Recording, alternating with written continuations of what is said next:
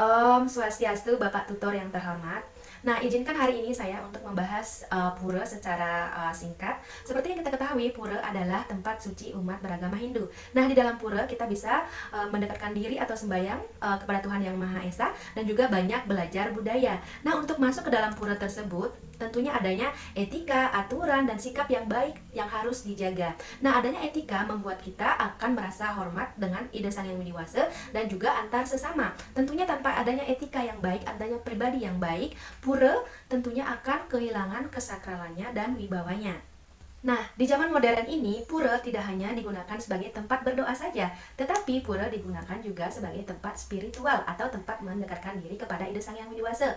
Nah, kedua, pura juga digunakan sebagai tempat sosial, yaitu tempat berkumpulnya sesama umat agama Hindu dan juga tempat bergotong royong kalau ada upacara agama.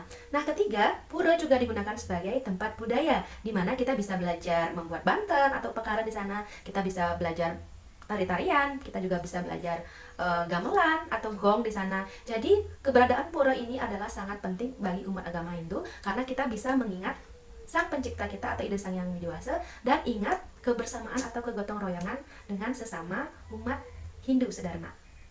Nah, sekarang kita akan bahas 3 area penting yang ada di pura. Seperti yang kita ketahui, ada 3 area penting. Yang pertama adalah Nista Mandala, terus yang kedua Madhya Mandala, yang ketiga adalah Utama Mandala. Nah, Nista Mandala ini adalah bagian terluar dari pura tersebut. Seperti yang kita ketahui, bagian terluar tersebut adalah bagian area yang sangat tersibuk.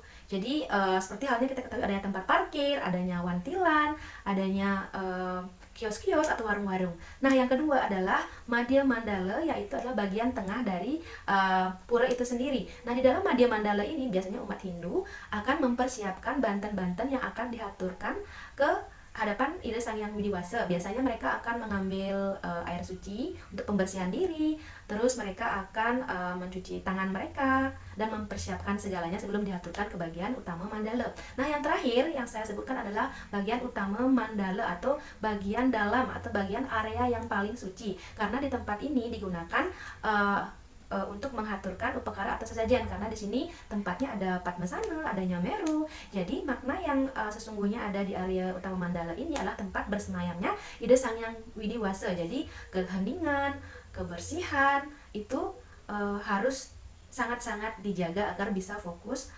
mendekatkan diri ke hadapan Ida Sang Yang Widi Wasa. Nah, sekarang kita akan membahas nilai dan etika. Nah, kenapa nilai dan etika ini sangat penting untuk memasuki pura? Ya, tentu saja karena kita ketahui kalau pura itu adalah tempat bersemayamnya Ida Sang Yang Widi Wasa atau rumahnya Ida Sang Yang Widi Wasa, pencipta kita sendiri. Tentunya kalau misalnya di kehidupan sehari-hari kalau kita bertamu ke rumah orang lain, kita harus bersikap dan sopan sehingga bisa diterima oleh tuan rumah tersebut. Nah, itu juga berlaku kalau kita ke pura ya. Nah, di dalam untuk mempersiapkan diri ke pura, kita biasanya menyucikan diri dengan cara mandi, membersihkan tangan, membersihkan kaki, badan, dan keseluruhannya. Kita juga harus bisa menggunakan pakaian yang sopan yang sudah ditetapkan.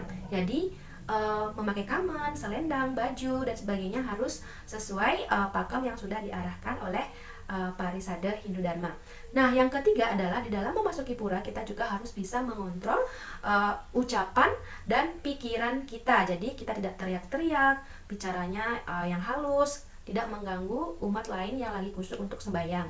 Dan juga kita juga harus bisa menjaga perilaku kita sendiri, seperti halnya tidak lari-lari, duduk dengan sopan dan baik, selalu menjaga keheningan yang ada di area pura tersebut.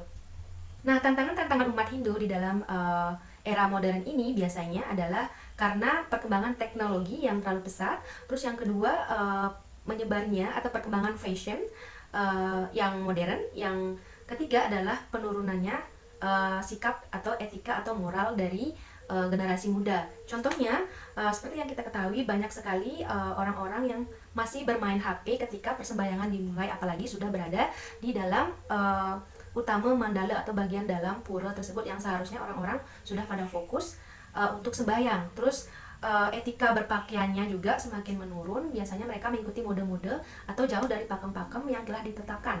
Terus mereka juga banyak atau generasi muda banyak mengabadikan momen-momen di dalam pura, seperti halnya main foto-fotoan yang berlebih, terus chat WA yang berlebih, terus mereka sampai lupa berdoa kepada ide Sang Hyang Widiwasa. Intinya persembahyangan itu merasa dialihkan oleh hal-hal yang sudah saya sebutkan tadi. Yang terakhir, saya ingin mengajak untuk umat Hindu sedharma untuk selalu menjaga kesucian pura dan keheningan pura ketika sembahyang.